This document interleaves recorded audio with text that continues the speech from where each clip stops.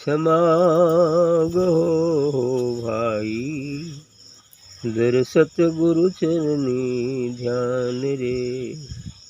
क्षमा गहो रे भाई, धर सतगुरु चरनी ध्यान रे। मिथ्या कपट तजो चतुराई, मिथ्या कपट तजो चतुराई, तजो जाति अभिमान रे। मिथ्या कपट तजो चतुराई, तजो जाति अभिमान रे। दया दीनता समता धारो, दया दीनता समता धारो, हो जीवित मृतक समान रे।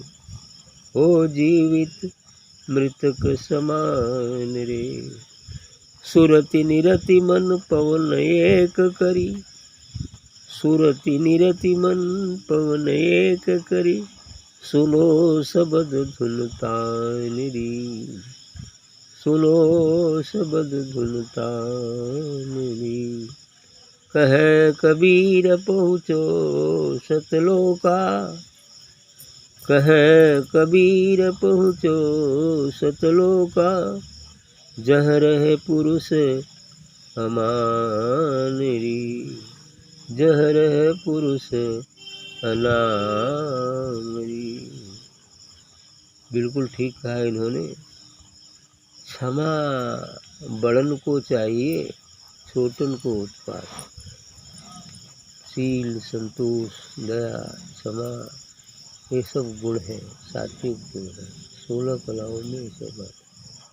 सत्य, अहिंसा, आस्ते, ब्रह्मचर्य, अप्रमाद, निरहंकारिता, निष्कामता, ये सब गुण।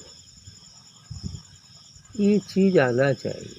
यदि हम जिंदगी भर भजन करें और इनमें से कोई गुण न हो तो बेकार है। तो यही चीज़ है इसमें, सहनशीलता, विनम्रता, क्षमा, अक्रोध, निरहंकारिता, ये सब गुण आने चाहिए। अब ये बताइए कि जब आदमी जिंदा है तो तमाम है, काम है, क्रोध है, लोभ है, मोह है, अहंकार है, मद है, मत्सर है, तब लेकिन मर जाता है तो उसमें कुछ रहता है उसके शरीर में? नहीं रहता है ना, नहीं रहता है। वो शरीर के कहाँ है मतलब कि कुछ अहंकार के। तो उसी तरह से जीवन रहते इन विकारों को यदि हम हटा देते, या संतों ने कहा है कि जीवत मरिए भोजन करिए, तो जब जीवत वो मर गया है तब अब उसके अंदर ये विकार रहना चाहिए? नहीं रहना चाहिए, नहीं रहता है। यदि कुछ दिखता है तो वो दूसरों को सतमार्ग पर और अच्छे मार्ग पर ले आने के लिए कभी कभी नाटक किया जाता है। और ये भी एक बार दो बार करने के बाद जब नहीं रास्ते पाएगा तो छोड़ भी दिया जाता है।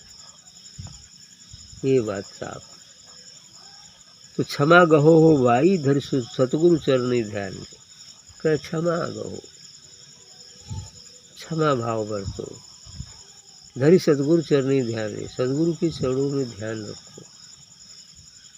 मिथ्या कपट तजो चतुराई, तजो जाति अभिमान। इतनी नहीं, मिथ्या कपट, झूठ का ये कपट और चतुराई जो संसार में करते हो लोगों को ठगने के लिए, अपने को महान बनने के लिए, वो सब छोड़ दो। और इतना ही नहीं, तजो जाति अभिमान में, ये संसार में संसार की जो जाति व्यवस्था है इसका अभिमान भी छोड़ दो।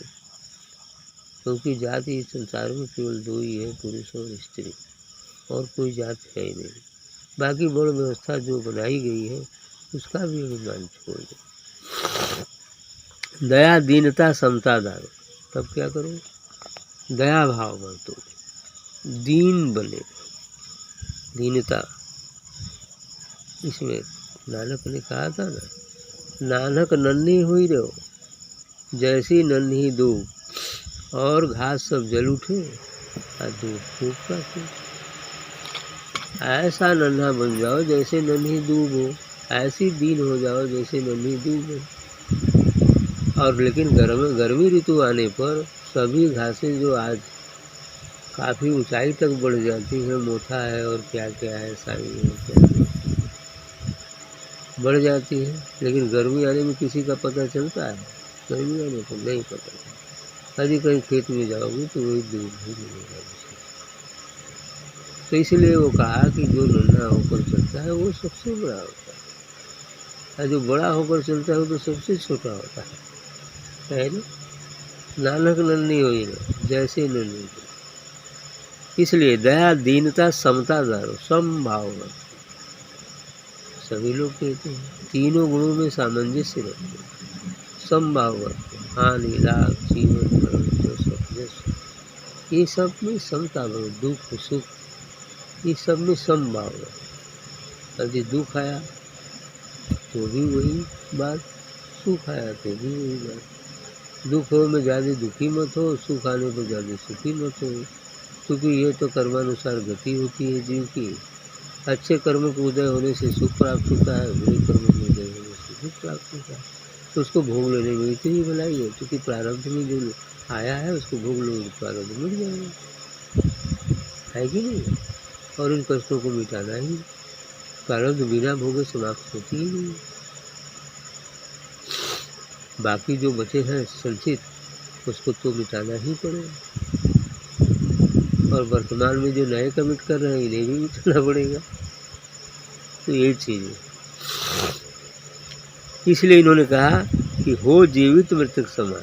साफ बात आप कह दें कभी साहब कि जियते जी मर जाओ, मृतक के समान बनो। और मृतक को गाड़ो, काटो, जलाओ, गाली दो या लाठी से पीटो, क्या वो कुछ कहता है कि मत पीटो? मुर्दा जलाने मसान पर लोग जाते हैं तो लाठी से मार मार के बाँस से तोड़ ताड़ के तो जलाते हैं, है कि नहीं? जब कोई नहीं जलता है तो तोड़ ताड़ के जलाते हैं, ऐसे ही है। अब वो कहता है कि मत जलाओ, मत तोड़ो, नहीं कहता है। यही संतों की महामृत्यु है। अरे इसलिए जीवत मृतक समान है, जीवत मृतक समान बनो। सूरत निरत मन पवन एक कर, सुनो सबद धुन ध्यान। करे सूरती और निरति और मन इन सबको एक में मिला दो, ठीक है? यानी सब सूरत निरति मन पवन एक करे, सुनो सब तुम्हारा एक में मिलाओगे, यानी एकाग्रचित हो जाओ, मन को पवित्र कर लो, तब वो शब्द धुन या वो प्रकाश तुम देख पाओगे। शब्द और प्रकाश दोनों ही बातें हैं। तो शब्द धुन को सुन पाओगे या प्रकाश को देख पाओगे। कहे कबीर पहुँचो सतलोका, जहाँ है पुरुष समान है। याद आए कबीर साहब कहते हैं कि वो सतलोक पहुँचो, ब्रह्म, पार ब्रह्म और परम ब्रह्म की बात। ब्रह्म काल को ही क्षर ब्रह्म कहते हैं, और पार ब्रह्म आत्मा को कहते हैं, जिसके अधीन 7 पंख ब्रह्मांड है, और क्षर ये ब्रह्म के पास 21 ब्रह्मांड है। और उस परम पुरुष निरक्षर का नाम निर्वाण को तो अनंत ब्रह्मांड में कोई कर जाते हैं, कितना है। तो इसलिए कह रहे कि कहे कबीर पहुँचो सतलोका, वह सतलोक ही का नाम और निर्वाण। पहुँचो सतलोका, जहाँ रहे पुरुष अनाम, जहाँ पुरुष अनामी पुरुष रहता है वहीं पहुँच जाओ, बस काम जिसे निर्वाण व निरक्षर कहते हैं।